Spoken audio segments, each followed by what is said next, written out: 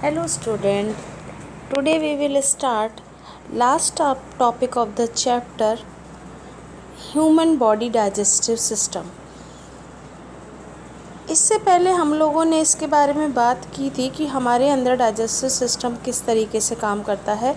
खाना सबसे पहले मुंह में जाता है और उसके बाद वो सैलिवरी ग्लैंड के टाइलिन एंजाइम से मिक्स हो जाता है और उसके बाद उस खाने को फूड पाइप के अपर पोर्शन ईसोफेगस में ले जाया जाता है, बोलस की फॉर्म में, लेई की फॉर्म में, और फिर वो स्टमक में जाता है, जे शेप्ड स्टमक में, जहाँ पर हाइड्रोक्लोरिक एसिड और पेप्सिन एंजाइम होते हैं। जो पेप्सिन एंजाइम है वो प्रोटीन को डाइजेस्ट कर देता है, एसिडिक मीडिया मिल जाता है उसे, क्योंकि HCl की वजह से, हाइड्रोक्लोरिक एसिड की वजह से।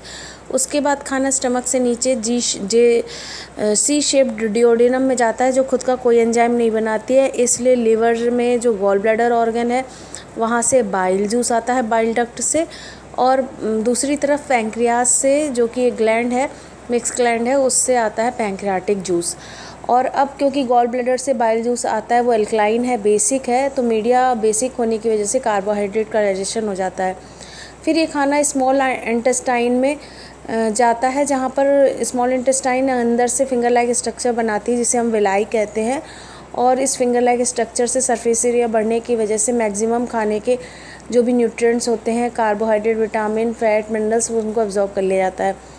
उसके बाद ये लार्ज इंटेस्टाइन में जाता है, जहाँ पर वाटर का एब्जॉर्प्शन होता है, और इसमें कोलन के बाद रेक्टम होता है स्मॉल इंटेस्टाइन के बाद, जहाँ पर फीकल मैटर को स्टोर किया जाता है, वेस्ट प्रोडक्ट को, और एनस एक ओपनिंग होती है जिसके थ्रू बाहर निकाल दिया जाता है। ये हमने पिछली बार में वीडियो में देखा था। अब हम उसके आगे लास्ट टॉपिक को कंटिन्यू करते हैं। तो अब है कॉजेज़ ऑफ इंडाइजेशन। इंडाइजेशन क्या होता है? जब हम कभी ज़्यादा खाना खा लेते हैं, ओवर ईटिंग कर लेते हैं, या कुछ ऐसी चीज़ खा लेते हैं जो हमें डाइजेस्ट नहीं होती है, तो वो इंडाइजेशन है, यानी कि बदहजमी या अपच। इसको कहते हैं dyspepsia is the scientific term used to describe indigestion और stomach upset. It is a disease, rather it is a group of symptoms including feeling bloated, nausea, इसमें nausea का मतलब vomiting की feeling आती है, उबकाई आती है। The commonest symptom of stomach upset is a pain in the upper abdomen। तो abdomen में पेन होने लगता है, ऊपरी हिस्से में, स्टमक में पेन होता है। इंडाइजेशन ही जो है उसमें क्या क्या उसके कॉज हो सकते हैं? एक तो ओवर ईटिंग, ज़्यादा खा लेना, और दूसरा हो सकता है ईटिंग रैपिडली, बहुत तेज़ी से खाना, over consumption of fatty food ज़्यादा खा लेना, ईटिंग टू स्पाइसी फूड, बहुत मिर्च मसाले की चीज़ें खाना खा लेना, consumption of too much caffeine, alcohol, chocolate और सॉफ्ट ड्रिंक, कोई ऐसी चीज़ ले लेना जो ज़्यादा फ़ायदे नहीं कर, जो ज़्यादा लेने पे नुकसान करती है, जैसे चॉकलेट, अल्कोहल, सॉफ्ट ड्रिंक या फिर कॉफ़ी वगैरह। Emotional condition such as nervousness and anxiety and stress. कभी कभी इमोशन की वजह से भी, जब नर्वसनेस वगैरह हो जाती है, बेचैनी या एग्जाइटी हो जाती है, स्ट्रेस यानी कि तनाव हो जाता है, तब भी पेट में दर्द होता है। इन्फ्लेमेशन ऑफ द स्टमक और गैस्ट्राइटिस, या फिर पेट में सूजन आ जाना। ओबेसिटी, मोटापा, स्टमक का अल्सर यानी कि छाले हो जाते हैं स्टमक में, अल्सर से बाद में आगे चल के कैंसर भी हो सकता है, और इससे स्टमक की जो इनर वॉल है वो डैमेज हो जाती है। एक्सेस स्मोकिंग, ज़्यादा स्मोकिंग करने से भी ये प्रॉब्लम हो सकती है, और इसको सही करने के लिए कुछ एंटीबायोटिक लेनी पड़ती हैं, या फिर कभी कभी आप कोई ऐसी मेडिसिन ले रहे हो जो आपको नुकसान कर जाए, तो उससे भी हो सकती है प्रॉब्लम। Unhealthy food habits. अब हम अनहेल्दी फूड हैबिट्स के बारे में डिस्कस करेंगे। पहला है स्किपिंग ब्रेकफास्ट। आप अगर ब्रेकफास्ट स्किप कर देते हो तो बहुत ज़्यादा नुकसान है, क्योंकि सबसे ज़रूरी होता है सुबह ब्रेकफास्ट लेना, कंप्लीट अच्छे से नाश्ता करना, और एक बार को लंच स्किप कर सकते हैं, लेकिन ब्रेकफास्ट को स्किप नहीं करना चाहिए, क्योंकि उससे फिर बहुत ज़्यादा हमारी बॉडी में नुकसान हो जाता है। Unhealthy habit. Breakfast is the first important meal of the day.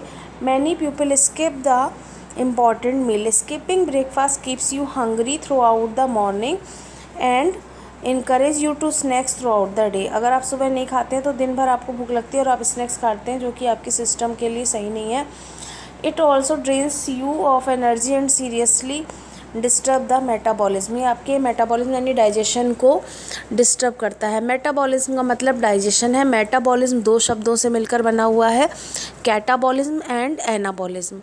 Anabolism जो है वो फॉर्मिंग प्रोसेस है, कंस्ट्रक्टिव प्रोसेस, जिसमें हमारी बॉडी में कुछ बनता है, जैसे कि प्लांट में फोटोसिंथेसिस से खाना बनता है, तो ये एनाबॉलिज्म है। दूसरी चीज़ होती है catabolism. Catabolism is a break down की प्रोसेस, डिस्ट्रक्टिव प्रोसेस में कुछ टूटता है, जैसे रेस्पिरेशन में फूड बर्न होता है, तो रेस्पिरेशन एक कैटाबॉलिक प्रोसेस है। तो एनाबॉलिज्म और कैटाबॉलिज्म दोनों को मिलाकर मेटाबॉलिज्म यानी डाइजेशन कहते हैं। How to overcome it, always eat a healthy breakfast, इसलिए हमें हमेशा हेल्दी ब्रेकफास्ट लेना चाहिए, such as cereals, fruits, milk और अदर नॉरिशमेंट फूड आइटम्स, ये बहुत ज़रूरी है।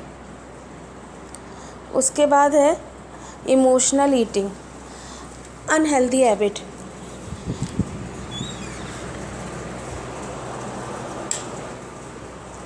People eat where they are under stressful conditions, जब कोई स्ट्रेसफुल कंडीशन में होता है तो वो एक्सेस में फूड खाने लगता है। Excess through they are not hungry, भूख नहीं होती तब भी खाते हैं लोग। Generally people select junk food such as chocolate, candies, ice creams and chips for binge eating, तो ये चीज़ गलत है, इससे हमारी बॉडी जो है उसके मेटाबॉलिज्म में डिस्टर्बेंस होता है। How to overcome it, avoid emotional eating to cope with stress, instead of eating a person can channel this nervous energy into developing a hobby or spending quality time with friends or near and dear ones। बजाय इस habit को, junk food खाने के बजाय आप अपनी जो stress है उसको दूर करने के लिए कोई हेल्दी हैबिट डेवलप करें और अपने फ्रेंड्स या अपने फैमिली के साथ टाइम स्पेंड करें। Unhealthy habit, food bingeing is eating huge quantity of food at one go. Sometimes people skip a meal and they overeat in the next meal to compensate। कभी कभी हम एक time का खाना skip कर देते हैं और दूसरे टाइम में बहुत ज़्यादा खा लेते हैं, ऐसा नहीं करना चाहिए। At other times they may follow a strict diet plan throughout the week and eat on junk food during the weekends। Eating beyond the point of fullness creates indigestion। तो हमें एक डाइट प्लान करनी चाहिए और एक healthy balance diet ही लेनी चाहिए, junk food से बचना चाहिए। How to overcome it, habitual bingers need to pay attention and train themselves to eat several small meals throughout the day. Eating during other activities, unhealthy habit, some people eat during reading, cooking, watching television and so on. तो TV देखते हुए नहीं खाना चाहिए, mobile देखते हुए नहीं खाना चाहिए, कुछ पढ़ते हुए नहीं खाना चाहिए। डाइनिंग टेबल पे बैठ के प्रॉपर तरीके से खाने को चबा चबा के खाना चाहिए। Most commonly the food that they snack on is a junk food with little nutritional value but lots of calories. The person thus tend to overeat without being aware of it. तो ऐसी चीज़ें नहीं खानी चाहिए जिसमें ज़्यादा high calories हो और उसमें न्यूट्रिशन की वैल्यू कम हो। How to overcome it, making and following a strict schedule for eating may help in overcoming this bad habit. The schedule including eating at a particular time and place such as the dining room and strictly avoiding eating in between meals and other rooms of the house। तो खाने के बीच में, lunch और dinner के बीच में कुछ ज़्यादा नहीं खाते रहना चाहिए और खाने की एक निश्चित जगह होनी चाहिए घर में। Eating just before going to bed, सोने से ठीक पहले नहीं खाना चाहिए, कम से कम 1 घंटे का गैप होना चाहिए खाने और सोने के बीच में, जिससे कि खाना अच्छे से डाइजेस्ट हो पाए। Unhealthy habit, night time snacking is one of the unhealthy eating habit. Consuming food close to bed time also interferes with sleeping as the entire mechanism to digest food is active. How to overcome it, make a strict rule not to consume food after dinner. Brush your teeth after dinner to signify that eating is over for the day. Dinner के बाद brush कर लेना चाहिए। वे to keep our self healthy, हम अपने आप को healthy रखने के लिए क्या क्या कर सकते हैं। Eat small quantity of food at each meal time, तो थोड़ी ही मात्रा में खाना खाना चाहिए या कुछ भी खाना चाहिए। और brush your teeth twice a day, सुबह उठने के बाद और रात में सोते समय 2 बार ब्रश करना चाहिए। Use a tongue cleaner to clean your tongue, tongue को साफ़ करने के लिए टंग क्लीनर का यूज़ करना चाहिए। Eat good and healthy food including helping of vegetable and fruits every day. Balanced diet help in providing all the nutrients in correct quantity and regulating the body. और रोज़ exercise करनी चाहिए. Exercise regularly to keep fit. Stay away from bad habits such as smoking and consuming alcohol. Get adequate sleep each day. Sleep refresh the body and thus keep a person healthy both physically and mentally.